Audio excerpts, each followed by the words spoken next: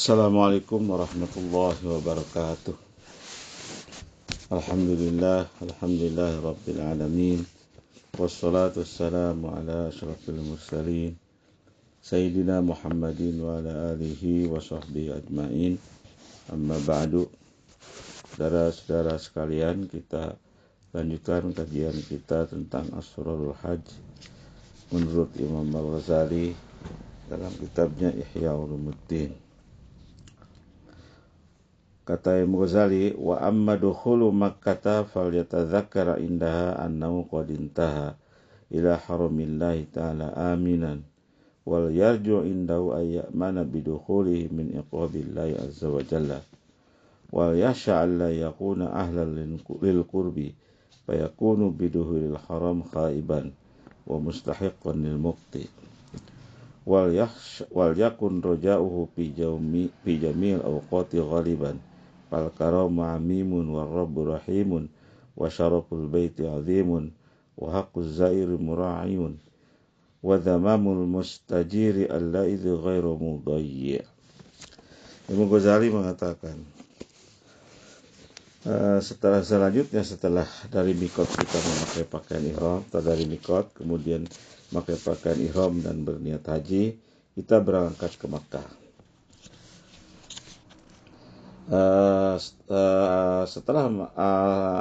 Ketika kita masuk Makkah, saat memasukinya hendaknya seseorang ingat bahwa dirinya telah sampai di tanah suci Allah dengan selamat.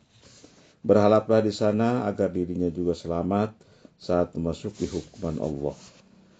Takutlah jika dirinya tidak menjadi orang yang dekat kepada Allah, sehingga masuknya dia ke tanah haram menjadi sia-sia. Harus takut kita jika diri kita tidak menjadi orang yang dekat kepada Allah, sehingga masuknya kita ke tanah haram, ke tanah suci itu menjadi sia-sia dan berhak mendapat murka Allah. Jadikanlah harapan kita dalam seluruh waktu. Kemuliaan itu untuk makhluk Tuhan. Kemuliaan itu untuk makhluk Tuhan. Dan Tuhan itu adalah zat yang maha penyayang. Kemuliaan Baitullah itu sangat agung. Hak yang mengunjunginya mura'iyun, dipelihara. Orang yang minta perlindungan tidak akan disia-siakan. Mutayyi'. Kemudian wa amma wuqul basari alal baiti fayambaghi ayahdura indahu uzmatal bait bil qalbi wa yuqaddiru ka'anna musyahidun li rabbil bait li siddati ta'zimihi iyahu warju ayyarzuqakallahu ta'ala an-nadhra ila wajhil karim kama razaqakallahu ila baitihil azim waskurillah ta'ala tablighi iyaka ila akhirih. Selanjutnya setelah memasuki Mekah, kemudian kita masuk ke Masjidil Haram, dan saat pandangan kita tertuju kepada Baitullah, kata Imam Ghazali, hendaknya seseorang menghadirkan keagungan Allah di dalam hatinya. Bayangkan bahwa seakan-akan dirinya menyaksikan pemiliknya karena besarnya pengagungan kepadanya. Berharaplah Allah memberikan kesempatan untuk memandang kepada wajahnya yang mulia, sebagaimana Allah memberikan kesempatan untuk memandang kepada kita untuk memandang rumahnya, yaitu Baitullah. Bersyukurlah kepada Allah karena Allah telah menyampaikan kita kepada tingkatan itu dan dipertemukannya kita bersama para utusan lain yang datang kepadanya. Dalam keadaan itu, ingatlah peristiwa bergeraknya kita pada hari kiamat nanti ke arah surga yang seluruhnya ingin sekali kita memasukinya. Tapi kita akan terbagi ke dalam golongan yang diizinkan untuk masuk dan golongan yang disuruh pergi, diusir dari tempat itu. Begitu pula para jamaah haji, ada yang golongan yang diterima, ada yang ditolak. Jangan pernah lalai kita untuk mengingat perkara-perkara akhirat dalam segala sesuatu yang kita lihat dalam ibadah haji. Sebab seluruh keadaan orang yang berhaji merupakan pertanda akan keadaan di alam akhirat nanti. Nah, setelah kita berada di sekitar Baitullah, kemudian kita melaksanakan tawaf. Apa arti tawaf? Menurut Imam Ghazali, wa amma tawafu bil baiti fa'lam annahu salatun fahdur fi qalbika fihi minat ta'zimi wal khawfi wal raja wal mahabbah. Kata Imam Ghazali, ma passalnahu fi kitabis shalah wa alam annaka bit tawafi mutasyabbihun bil malaikatil muqarrabin al-hafina 'alal arsy at-ta'ifina haulahu. Begitu kita menjalankan tawaf di Baitullah, bayangkan bahwa itu adalah sholat. Maka hadirkanlah dalam hati kita pengagungan, ketakutan, pengharapan, roja, dan mahabbah, kecintaan. Sebagaimana yang kami jelaskan, kata Imam Ghazali pada pembahasan tentang sholat. Ketahuilah bahwa saat kita tawaf sebetulnya kita menyerupai para malaikat yang berkeliling di sekitar arsy dan tawaf di sekitarnya. Persis seperti kita tawaf di sekitar Baitullah.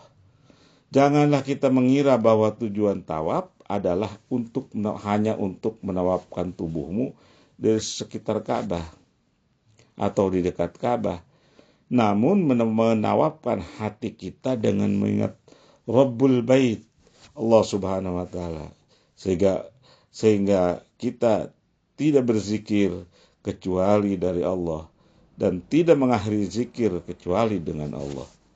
Sebagaimana kita bertawaf dari Baitullah, kemudian kita mengakhirinya juga di Baitullah. Tawaf yang mulia adalah tawaf hati di hadapan Tuhan, kata Imam Ghazali. Baitullah hanya perumpamaan lahiriah dari alam malaikat di hadapan Tuhan yang tidak terlihat dengan pandangan mata karena ia merupakan alam malakut atau alam malaikat. Ibarat badan merupakan perumpamaan lahiriah di alam nyata bagi hati yang tidak dapat disaksikan oleh mata karena ia berada di alam gaib. Sesungguhnya alam malaikat dan alam nyata dapat dilihat di alam gaib, dan alam malaikat bagi orang yang pintunya dibukakan oleh Allah. Alam malaikat dan alam nyata dapat dilihat di alam gaib dan alam malaikat bagi orang yang pintunya dibukakan oleh Allah, atau bagi orang yang mukasyafah, orang-orang yang mukasyafah. Dari perbandingan ini lahirlah isyarat bahwa Al-Baitul Ma'mur yang berada di langit itu berada di balik Ka'bah. Al-Baitul Ma'mur yang ada di langit itu berada di balik Ka'bah atau di atas Ka'bah. Kata ulama, tepat di atas Ka'bah. Tawafnya para malaikat di Baitul Ma'mur seperti tawafnya manusia, tawafnya kita di Baitullah. Ketika kurangnya tingkatan atau kehusuan kebanyakan makhluk dari tawaf ini, maka mereka diperintahkan untuk mutasyabbih, menyerupai para malaikat semampu mungkin, menyerupai tawafnya para malaikat semampu mungkin. Dan mereka dijanjikan bahwa orang yang menyerupai suatu kaum, maka dia merupakan bagian dari kaum tersebut. Ini hadis diriwayatkan oleh Abu Daud dari Ibnu Umar dengan sanad yang sahih. Orang yang mampu mengumpamakan tawaf seperti itu adalah orang yang dikatakan Ka'bah yang engkau kunjungi dan engkau tawafi sesuai dengan apa yang terlihat oleh sebagian orang yang telah mukasyafah, yang sudah terbuka dari sebagian para wali Allah. Kemudian istilam atau mengusap Hajar Aswad, maka yakinlah kita ini sedang berbaiat untuk menaatinya. Kuatkanlah tekad kita untuk memenuhi baiat kita. Siapa saja yang melanggar baiat tersebut, maka dia berhak mendapat murka. Jadi seolah-olah kita sedang, kata Imam Ghazali di keterangan yang lain, ketika kita mengistilam, mengusap atau mencium Hajar Aswad, itu seperti kita mencium tangan Allah yang telah diulurkan kepada kita di situ. Kemudian